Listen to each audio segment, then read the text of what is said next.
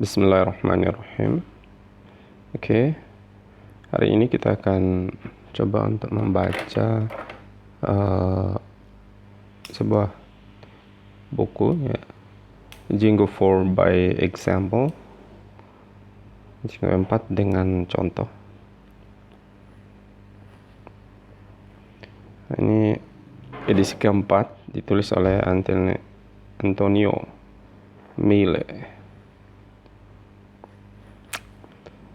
Oke, apa saja yang dipelajari di sini? Sini pada chapter 1, building a blog application. Kita akan bicara tentang bagaimana melakukan instalasi Python, setelah itu instalasi virtual environment, install Django. Kemudian kita melihat apa sih yang dimiliki oleh Django, kemudian struktur komponen utama dari Django, kemudian kita membuat project pertama, kemudian creating the block data models, creating an administration site for models, working with query set and managers, building list and details view, creating templates for your view.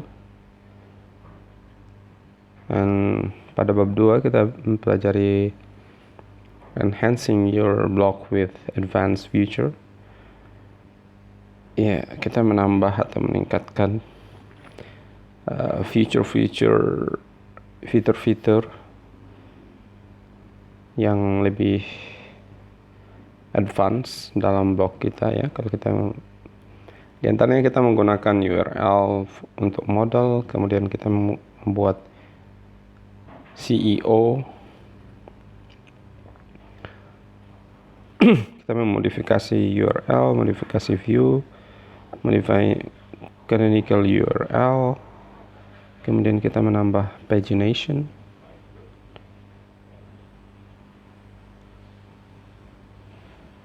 Pada bab 3 kita akan mempelajari kita extending your blog application.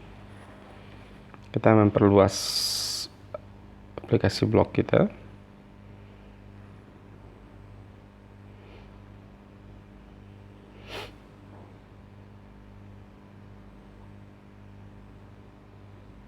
Oke, sekarang kita mulai dari bab pertama.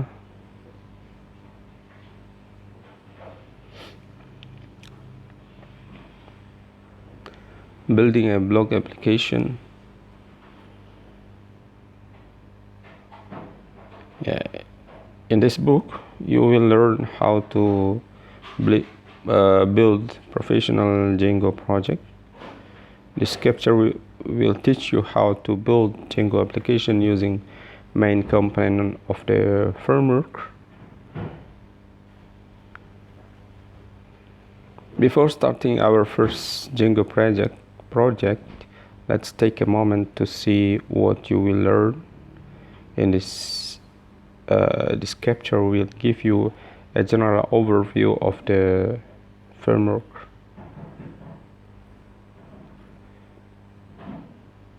This chapter will cover the following topics: installing Python, creating a Python virtual environment, installing Django, creating and configuring a Django project, building a Django application, design data models, creating and applying model migration, creating an administration site for your model. And then we will working with query set and data and model manager, build overview templates and URLs, understanding the Django request and response cycle. Installing Python. Okay, Django 4.1 supports Python 3.8, 3.9, and 3.10. Jadi Django 4.1 itu didukung dengan Python 3.8, 9, dan 10. Di buku ini kita menggunakan Python 3.10.6 ya. Kemudian untuk pengguna Linux ya, if you are using Linux or Mac OS, maka Python itu telah terinstall ya di dalamnya. Kemudian jika kita menggunakan Windows, maka kita harus mendownload Python installer dari websitenya ya, python.org.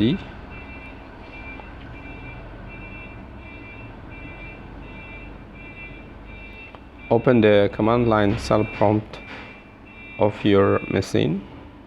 If you are using Mac OS, open the applications utilities, the directory in the Finder, then double click terminal. Jadi jika kita menggunakan Mac OS, maka kita masuknya lihat sini ya. Jadi command line shell prompt. Kemudian jika menggunakan Windows, kita masuknya dengan start menu.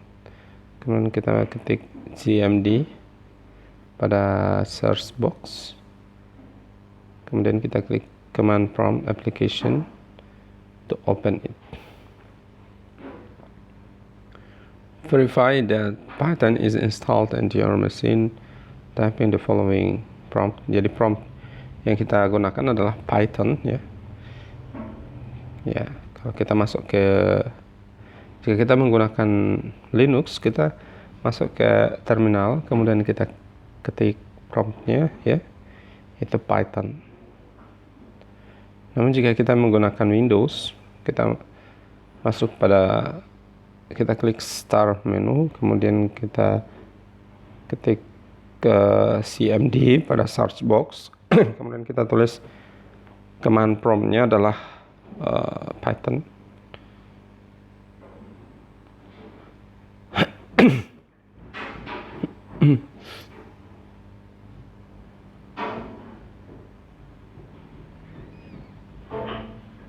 Ya, ketika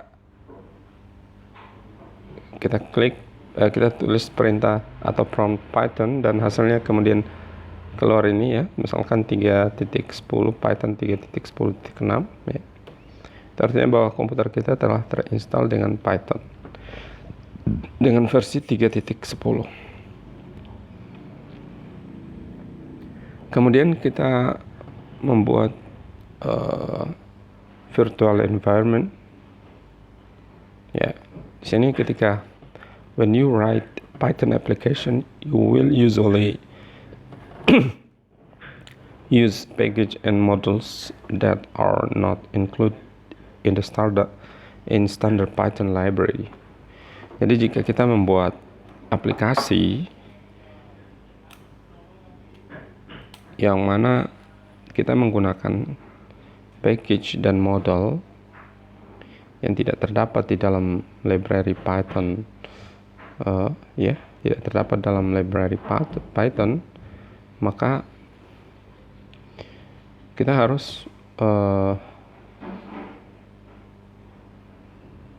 memiliki sebuah aplikasi yang mana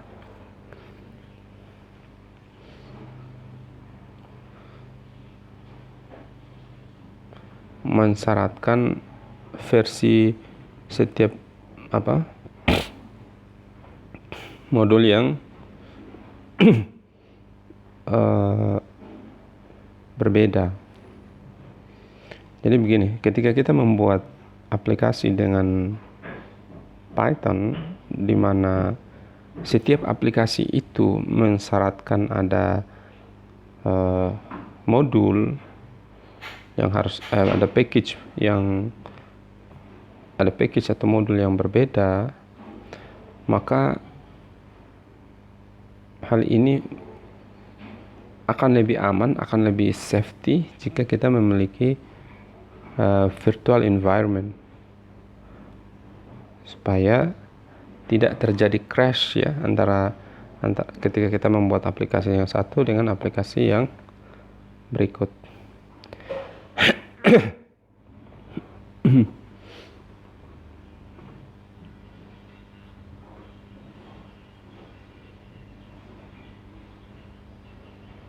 Jadi you may end up breaking the application that require an older version of the model.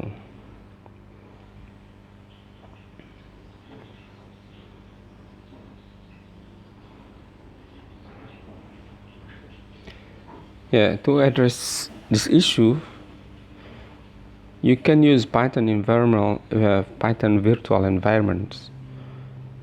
With virtual environments, you can install Python modules in an isolated location rather than installing them globally. Jadi ketika kita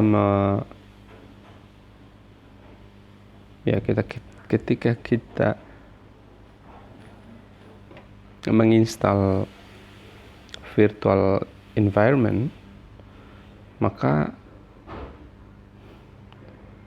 dengan ini dia akan mengisolasi setiap modul yang kita install yang kita ingin gunakan dalam setiap aplikasi, daripada ketika kita menginstal package itu secara global ya.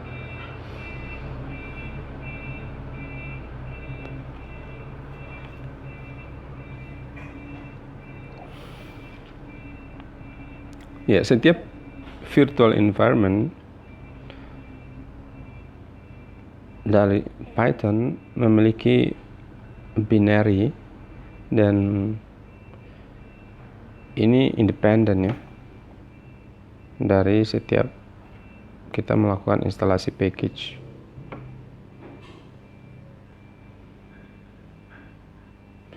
Install package in its site directories.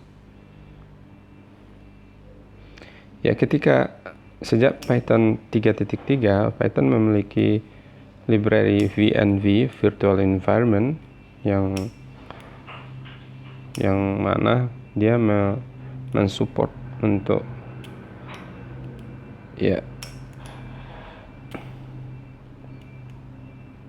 kita membuat virtual environment ya dengan menggunakan Python modul VNV untuk membuat isolasi environment, Python environment. Nah, di sini kita menggunakan prompt untuk Linux dan macOS adalah kita menggunakan perintah python -m vnv, kemudian namanya sini. Kemudian jika kita menggunakan Windows, di sini kita dapat menggunakan py -m v kemudian nama virtual environment-nya. Misalkan di sini kita menggunakan myenv. Nah, untuk mengaktifkan virtual environment kita, maka kita untuk di Linux kita menggunakan source, kemudian nama sini namanya adalah myvenv/bin/active. Untuk Windows ./mynv/scripts/active. Kemudian akan tampil seperti ini ya. ZenX ini untuk ketika kita selesai mengetik perintah untuk mengaktifkan virtual environment kita.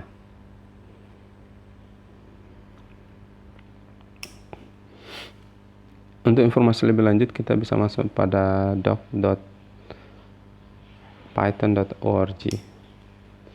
Kemudian kita menginstal Django. If you have already installed Django 4.1, kita dapat skip this section and jump directly to creating your first project section.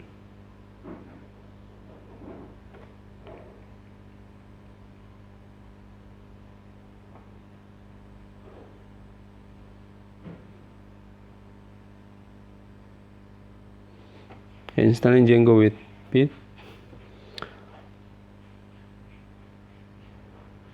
Kemudian the pip package management system in preferred method installing Django.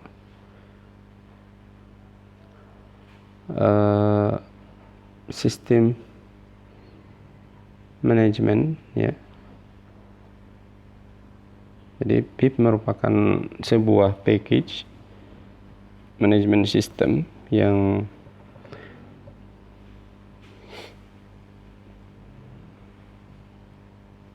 digunakan untuk install Django. Python 3.10 comes with pip pre-installed, but you can find pip installation instruction at pip.pypay.io.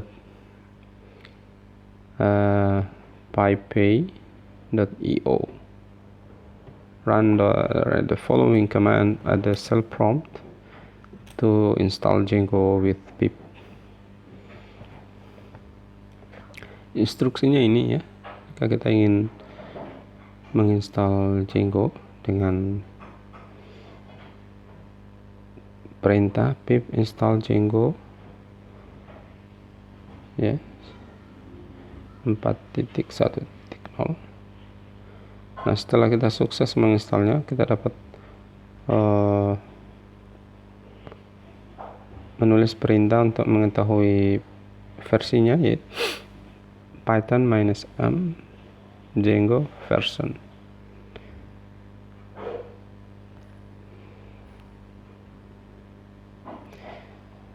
If you get the output 4.1 Django has been successfully installed on your machine.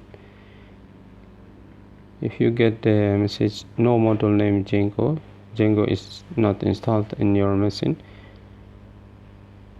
If you have issue installation Django, you can receive the different installation option.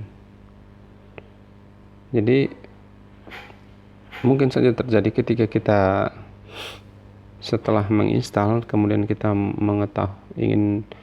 kita menulis perintah Python -m Django version, kemudian hasilnya adalah tidak ada, atau pesannya adalah no module name Django, maka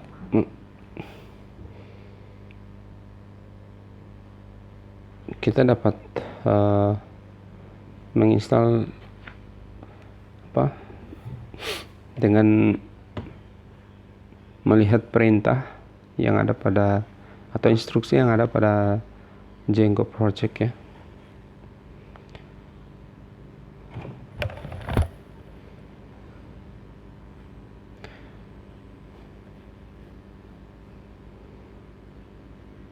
Ya, kemudian kita setelah melakukan instalasi Django, kita bisa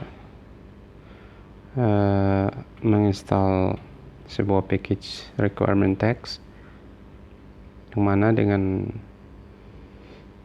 kita menginstal ini, maka akan tercatat apa saja yang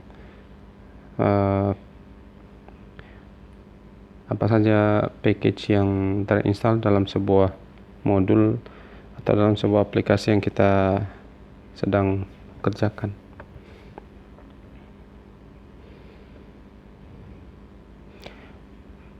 Promptnya adalah atau perintahnya adalah bisa dengan pip install -r requirement.txt. Kemudian fitur yang ada dalam Django 4 ini Django 4 introduce a collection of new feature including some backward incompatible change while deprecating other features and eliminating old functionalities, being a time-based release. There is no drastic change in Django 4.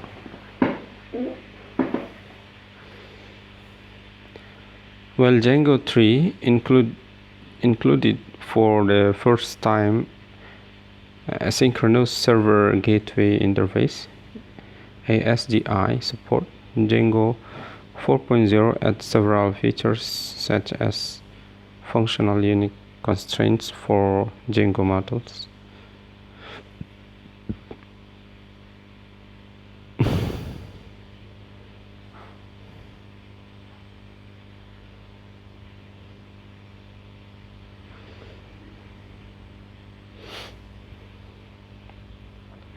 You can read the complete list of change in Django 4 release note in doc Django project,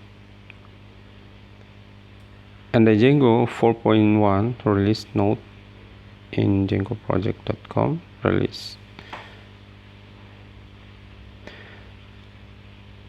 Django overview. Django is a framework consisting of a set of components that solve common web development problem. Jadi Django adalah sebuah framework yang terdiri dari komponen yang menyelesaikan masalah web development. Komponen Django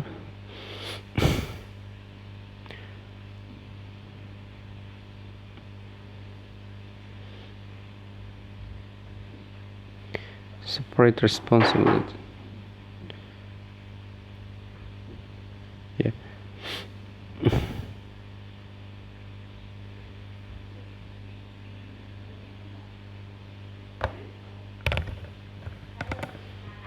Jadi komponen Django ini memungkinkan kita untuk memisahkan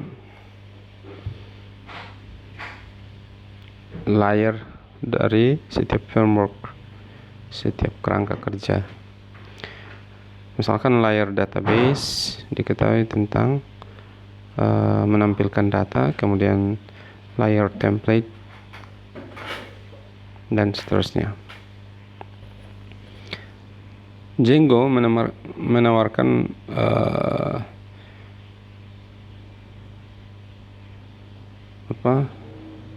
prinsip maximum code reusability. Jadi prinsip DRI, don't repeat yourself. Jadi kita memaksimumkan untuk menggunakan kodenya kembali. Kita tidak menulis jadi reusability ini yang digunakan dalam Django. Kemudian Django juga foster rapid development, jadi sebuah pengembangan yang sangat cepat dan memungkinkan kita untuk sedikit menggunakan kode dengan menggunakan Python's dynamic capabilities such as introspection. Nah, kita dapat membaca, you can read more about Django's design philosophy. Kita dapat membaca filosofi pengembangan Django pada dokumen Django Project. Kemudian komponen utama dari kerangka kerja Django mengikuti pola MTV, ya, Model Template View. Nah, ini hampir serupa dengan pola yang terkenal, yaitu MVC, Model View Controller, di mana template ya adalah view dan framework adalah controller. Ya, tanggung jawab di dalam Django dalam pola MVT, ya, atau tugas-tugas atau fungsi-fungsi di dalam pola MTV adalah sebagai berikut, ya. Yang pertama, model ini mendefinisikan struktur logika data dan data handler di antara database dan view. Kemudian template, ya. Template merepresentasikan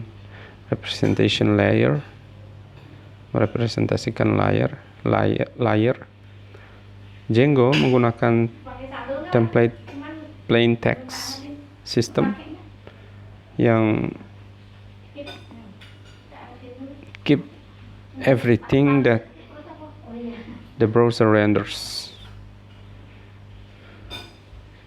Kemudian view communicates with the database via models dan transfer data kepada template untuk viewing. Kemudian framework itself acts as controller. Jadi framework ini ya sebagai controller. It sends a request to the appropriate view according to Django URL configuration. When developing any Django project, you will always work with models, view, templates, and URL.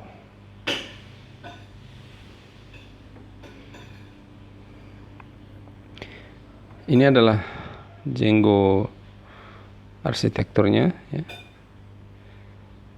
Jadi browser, URL dispatch,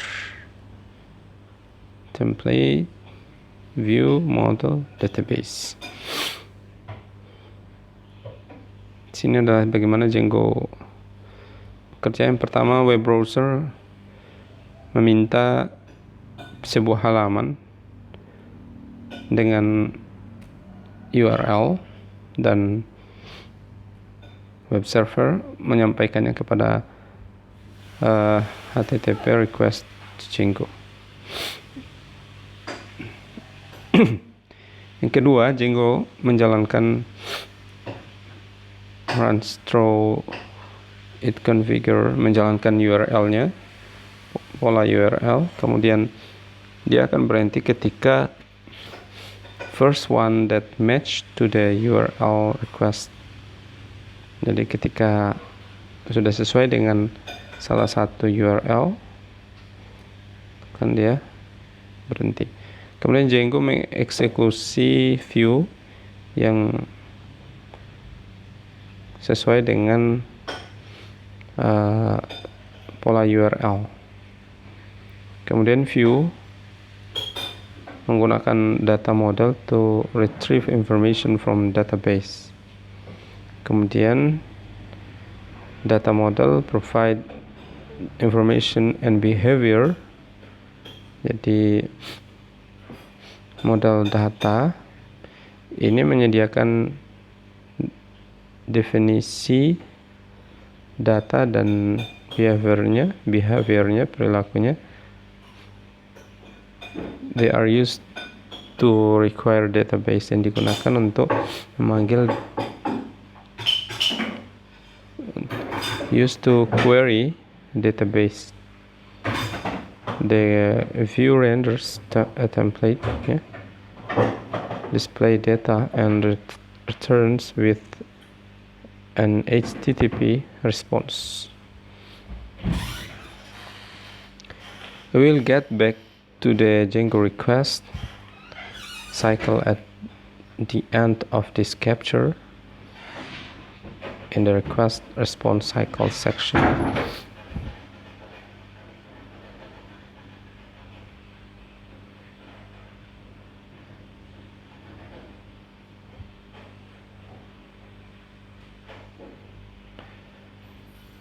Oke, kira itu kita akan lanjut berikut nanti.